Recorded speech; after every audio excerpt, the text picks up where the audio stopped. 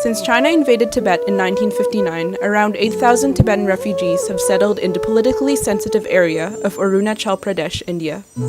These settlements are inaccessible from the cities where more opportunities will be available to them.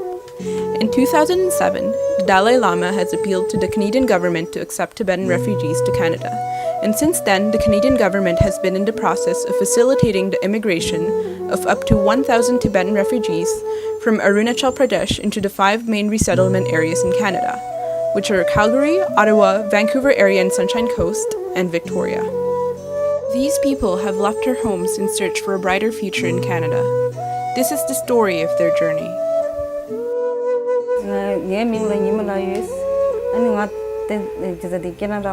I came to Canada in January 2016. My husband found a job here as a recycler. I stay with my daughter at home because she has an intellectual disability. Here, I think my daughter can get more medical help for her needs.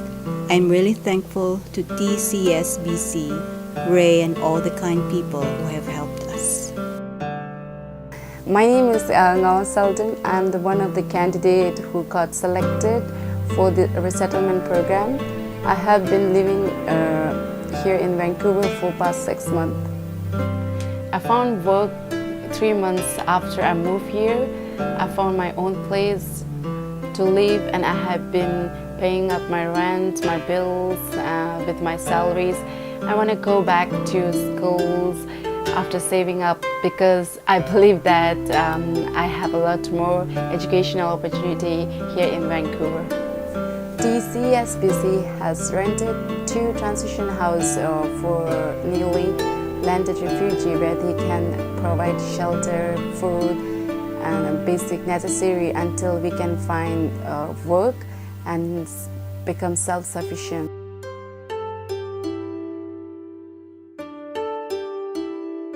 So if you kind of put yourself in a position of going to a new country and the things you would need, which would include the most basic things like your own health care. We have people enrolled in BCMSP for 1 year for free service, so they can go see a doctor, go to a hospital, and they don't have to pay for that, which is a huge need to fill. People are generally supportive. Employers generally try their best to help them succeed. Everybody tries to help them succeed. The feeling of a teamwork and camaraderie I have with the Tibetan community and with fellow volunteers, that's another aspect of the teamwork, and that's very rewarding. And we're all kind of pulling the same way to help everybody succeed, including the newcomers themselves, who are incredibly supportive of each other, and that's really wonderful to see how everybody helps each other. The biggest thing is just gaining confidence in Canada, and that's probably one of the most rewarding things, is to see people slowly come here, looked a little shell-shocked, and then even the ones that don't speak English, after 3, 5, 6 months, they've got a job, they feel good about getting out every day and working rather than just staying indoors, interacting with other Canadians and other immigrants.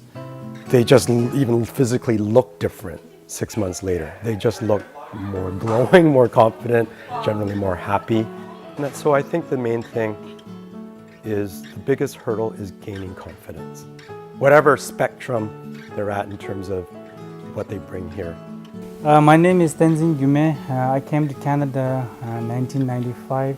In 2013, I became a Tibetan community's president. My goal is to build a Tibetan community hall in Vancouver and send all the young kids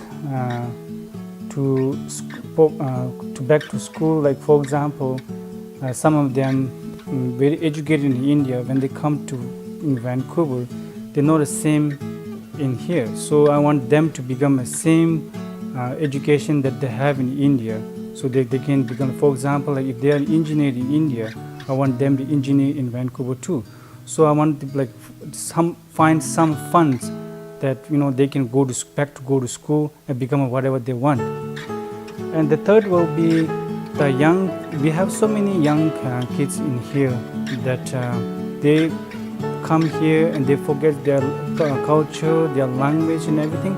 So I want to be back to the normal that way they came from India. For example, if they came from India, they speak Tibetan, they write Tibetan, they sing Tibetan.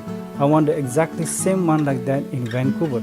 So because of that, we need a community halls that they can go to school and they can learn exactly same one that they did in India. So that's my goal is. I think to have a cultural center will be a great idea.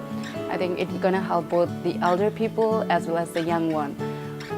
If we talk about the elders, like they can have lots of workshop there, and they can have classes there, especially for the English to learn the new language, and then they can have lots of workshop there, especially how to get adjust with the new society and culture, and to learn the new culture. For the young ones, they can have a library there, especially having lots of like Tibetan book. And they can learn the Tibetan language, they can study, like they can read the Tibetan books, and they can learn the Tibetan scriptures, and they can know the history where they belong. I have almost 70 people in India.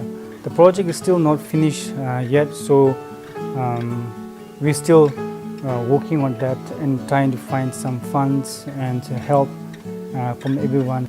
Support from the sponsors and support from the church, support from the synagogue and the group of 5 Encore group, and everyone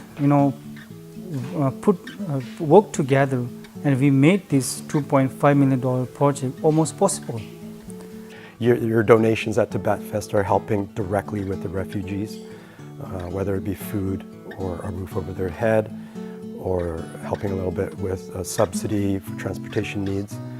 So, and then helping find jobs, helping them get comfortable with looking for employment, resume writing, really anything you can imagine that you would need as a newcomer to Canada, or even your needs now as a Canadian citizen.